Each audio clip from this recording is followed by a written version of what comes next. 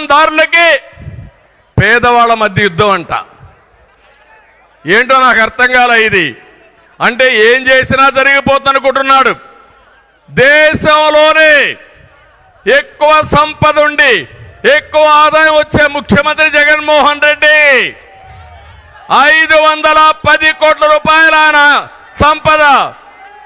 దేశంలో ఉండే అందరూ ముఖ్యమంత్రుల ఆదాయం ఎంతుందో దానికంటే ఎక్కువ ఆదాయం సంపద ఈయనకుంది.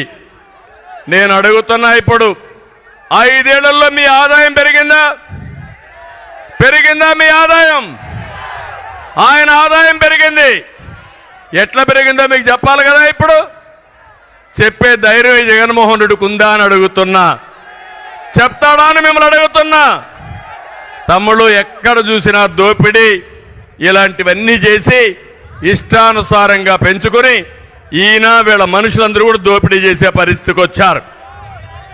నేను అందుకనే ఈరోజు అడుగుతున్నా, ఇవన్నీ మీరు సంపాదించారు, మీరు దేశంలోనే రిచెస్ట్ మ్యాన్గా తయారయ్యారు.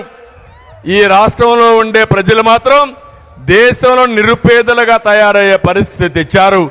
అది మీరు చేసిన ఘనత అని చెప్పి కూడా నేను మీకు తెలియజేస్తున్నా.